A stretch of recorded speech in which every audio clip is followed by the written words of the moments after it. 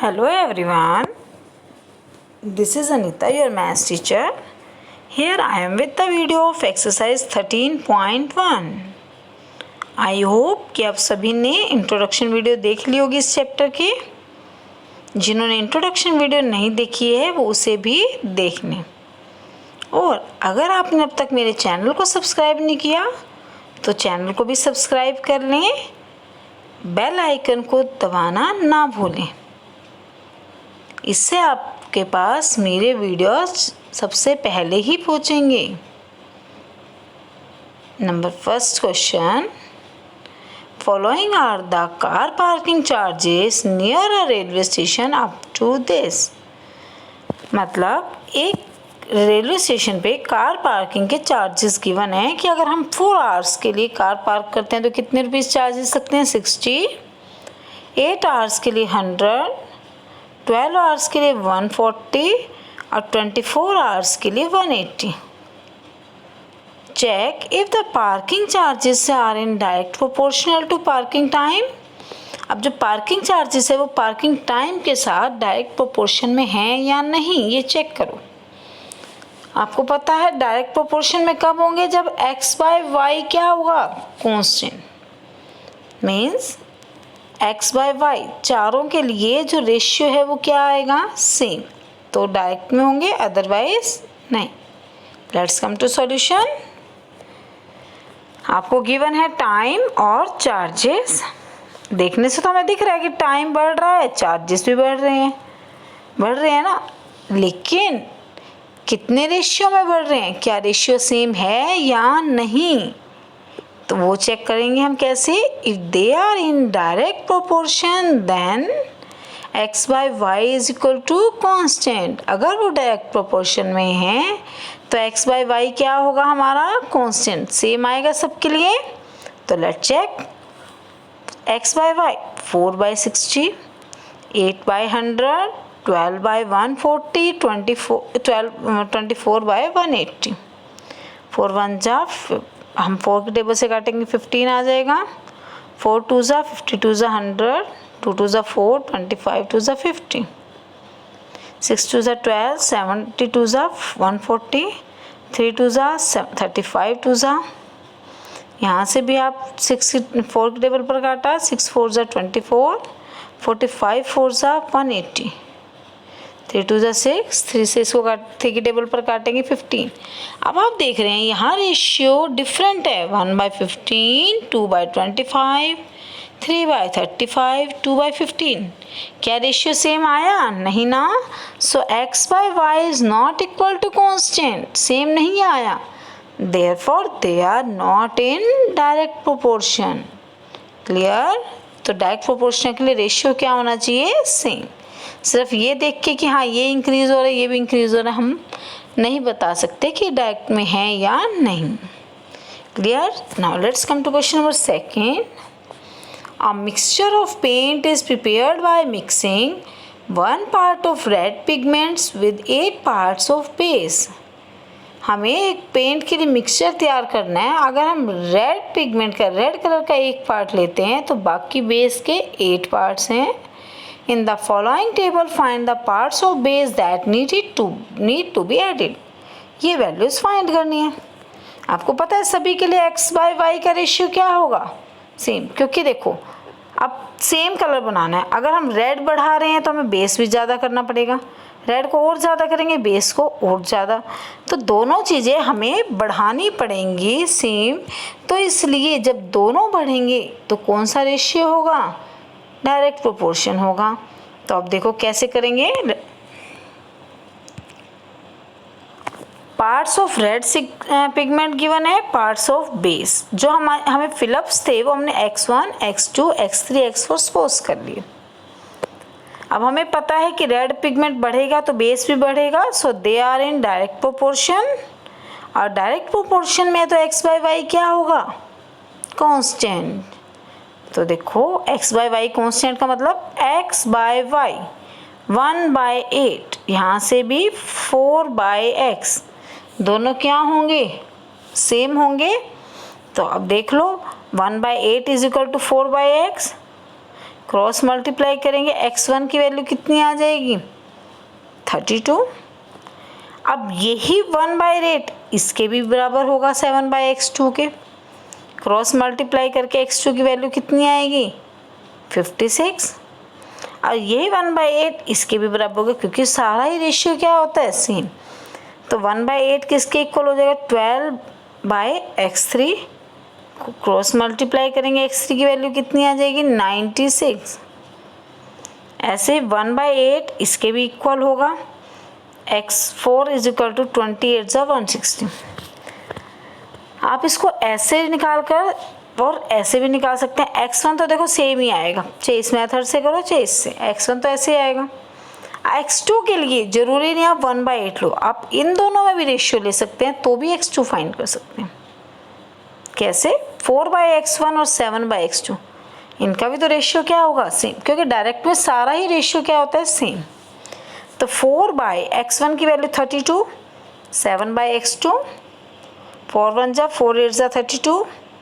Cross multiply करेंगे x2, 7 8 जा 56। ऐसे ही आप इन दोनों को भी इक्वल ले सकते हैं x2 आने के बाद। 7/x2 12/x3। 7/x2 की वैल्यू कितनी है 56, 12/x3। 7 1 जा 7, 7 8 जा 56। क्रॉस करके x3 की वैल्यू कितनी आएगी 96। ऐसे इन दोनों को लेके x4 भी फाइंड कर सकते हैं। तो आप कैसे भी कर लें, आपकी मर्जी, बस ये ध्यान रखना है x/y का रेशियो हमेशा क्या होगा सेम। तो x/y 1/8 को एक बार इसके इक्वल ले लो, एक बार इसके, तो आपका आंसर आ जाए। थर्ड क्वेश्चन है, इन क्वेश्चन सेकेंड अबाउ जो ऊपर वाली स्टेटमेंट है सेम है। 1 part of red pigment requires 75 ml of base। एक रेड पिगमेंट के लिए कितना बेस चाहिए 75 ml। तो how much red pigment should be mix, कितना रेड पिगमेंट चाहिए विद 1800 ml ऑफ बेस। देखो क्या क्या गिवन है, पार्ट ऑफ रेड पिगमेंट और बेस, दो चीज है। 1 part ऑफ रेड पिगमेंट के लिए बेस कितना चाहिए 75 ml। तो इसने कहा how much red pigment needed for 1800 millilitre base. Base दे रखा है 1800 मिलीमीटर। तो अब आपको पता है अगर रेड पिगमेंट बेस बढ़ेगा तो रेड पिगमेंट भी क्या होगा बढ़ेगा हमारे पास। तो दोनों चीज़ किस में हो जाएंगी डायरेक्ट प्रोपोर्शन में होगी। तो they are in direct proportion. Direct proportion में तो x/y क्या होगा constant. x/y 1/75 is equal to x/1800। Cross कर लो 1800 is equal to 75x। x find करना है, मल्टीप्लाई में है, राइट से लेफ्ट में जाएगा डिवाइड में। पहले 5 की टेबल से काटा, 15 5 जहाँ 60 पर जाएगा ये। फिर 15 की टेबल से 15 1 जा 15 2 जा 30, 15 4 जा 60। तो अब हमारे पास x कितना आ गया 24 ml। 24 सॉरी ml नहीं आएगा क्योंकि हमें पार्ट ऑफ रेड पिगमेंट निकलता। तो कितना पार्ट चाहिए 24 ml में बेस है। Now let's come to question number 4। A machine in a soft drink factory fills 840 bottles in 6 hours। 6 hours में कोल्ड ड्रिंक की फैक्ट्री है, उसमें 6 hours में कितनी बॉटल फिल करता है वो 840। How many bottles will it fill in 5 hours। 5 hours में कम टाइम में कम बोतल होंगी, सीधी सी बात है। कम टाइम, अगर टाइम कम मिल रहा है तो हम काम कम ही कर पाएंगे, ज़्यादा टाइम मिलेगा तो ज़्यादा काम। तो फिर कौन सा प्रोपोर्शन हो जाएगा डायरेक्ट। तो बॉटल्स 840 हैं कब जब टाइम 6 hours है। बॉटल्स फाइंड करनी है जब टाइम कितना हो 5 hours। They are in direct proportion. So x/y is equal to constant x/y 840/6 is equal to x/5। जो हमें अननोन वैल्यू होती है उसको आप x a कुछ भी ले लो। 6 की टेबल से काटा, 6 1 जा 6 2 बच गए 2 और 4, 6 4 जा 24 0। क्रॉस मल्टीप्लाई करेंगे x is equal to 700 bottles. Clear. Now let's come to question number 5। A photograph of bacteria enlarged 50,000 times attains a length of 5 centimetre. जो बैक्टीरिया की फोटोग्राफ है, अगर हम उसको 50,000 टाइम बढ़ाते हैं, बैक्टीरियाज को कितना बढ़ाते हैं हम 50,000 टाइम, तो उसकी लेंथ कितनी हो जाती है 5 centimetre. What is the actual length of bacteria, मतलब जब बैक्टीरिया, अब ये तो हमने कितना बैक्टीरिया कर दिया 50,000 टाइम, जब एक्चुअल लेंथ का मतलब बैक्टीरिया कितना था 1, एक बैक्टीरिया के लिए निकाल लेंगे हम एक्चुअल लेंथ का मतलब जो एक्चुअल थी लेंथ 1 टाइम्स के लिए। तो देखो आपको देखा 50,000 times and large photograph has length, 50,000 time enlarge की है तो उसकी लेंथ कितनी है 5 सेंटीमीटर, और 1 टाइम के लिए 50,000 डिवाइड में आ जाएंगे 1/10,000, कितनी जीरो 1 2 3 4, 1/10 की पावर क्या लिख सकते हैं 4, ऊपर जाएगा रेसिप्रोकल होगा तो पावर प्लस की माइनस, माइनस की प्लस हो जाती है, तो 10 की पावर -4 सेंटीमीटर।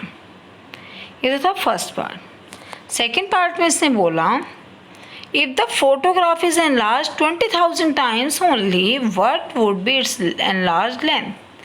50,000 किया था तो 5 सेंटीमीटर आई थी, अगर ये कहते हैं 20,000 एनलार्ज करते हैं तो कितने सेंटीमीटर लेंथ आएगी।